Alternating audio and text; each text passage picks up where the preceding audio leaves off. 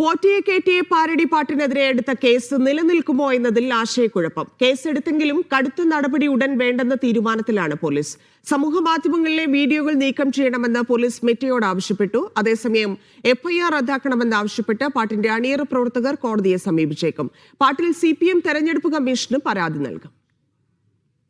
തദ്ദേശ തെരഞ്ഞെടുപ്പിൽ ശബരിമലക്കുള്ള LDFന് തിരിച്ചടിയായെന്ന വിമർശനങ്ങൾക്കിടെയാണ് പോറ്റിയെ കയറ്റിയ പാരഡി പാട്ടിനെതിരെ പരാതി വന്നത്. അയ്യപ്പൻ എന്ന പാരഡി പാട്ടിലുള്ളതിനാൽ കേസെടുക്കാമെന്നായിരുന്നു DGPക്ക് കിട്ടിയ റിപ്പോർട്ട്.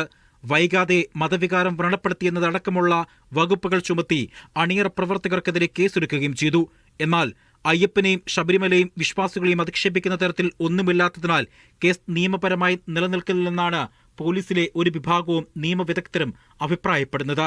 നിയമപരമായി മുന്നോട്ട് പോകാനാണ് അണിയറ പ്രവർത്തകരുടെ നീക്കം. ഇതൊരു മൗലികാവകാശത്തെ തകർക്കുന്ന തരത്തിൽ ഒരു എക്സിക്യൂട്ടീവ് ആക്ഷൻ എടുത്താൽ ആ എക്സിക്യൂട്ടീവ് ആക്ഷൻ എടുത്ത ഓഫീസർക്കെതിരെ അവർക്കെതിരെ എന്താണ് നടപടി? കോടതി അങ്ങനെ വിടില്ല എന്ന് ഉറപ്പുള്ള ഒരു കാര്യം ആദ്യം തന്നെ ക്രൈം എടുത്തെടുക്കുക. കേസിലെ പരാതിക്കാരൻ പ്രസാദിനോട് മൊഴി നൽകാൻ ആവശ്യപ്പെട്ടിട്ടുണ്ട്. പ്രതികളോട് ഹാജരാകാൻ ആവശ്യപ്പെട്ട് ഉടൻ നോട്ടീസ് നൽകും. സാമൂഹ്യ മാധ്യമങ്ങളിലെ വീഡിയോകൾ നീക്കം ചെയ്യണമെന്ന് പോലീസ് മെറ്റയോട് ആവശ്യപ്പെട്ടിട്ടുണ്ട്. കേസ് ഭയന്ന് നിരവധി ആളുകൾ മുഖ്യമന്ത്രിയുടെ ഉൾപ്പെടെ ചിത്രങ്ങൾ ഉൾപ്പെടുത്തിയ സാമൂഹ്യ മാധ്യമങ്ങളിലെ പോസ്റ്റ് ചെയ്തിരുന്ന വീഡിയോ പിൻവലിക്കുകയും ചെയ്തിട്ടുണ്ട്. പാട്ടിൽ CPM തെരഞ്ഞെടുപ്പ് കമ്മീഷന് പരാതി നൽകും. ഇന്നത്തെ പത്തനംതിട്ട ജില്ലാ സെക്രട്ടേറിയറ്റ് യോഗത്തിലാണ് തീരുമാനം. പന്തളം ഏരിയ കമ്മിറ്റി അംഗവും പന്തളം രാജകുടുംബാംഗവുമായ പ്രദീപ് വർമ്മയാണ് പരാതി നൽകുക. മീഡിയ 1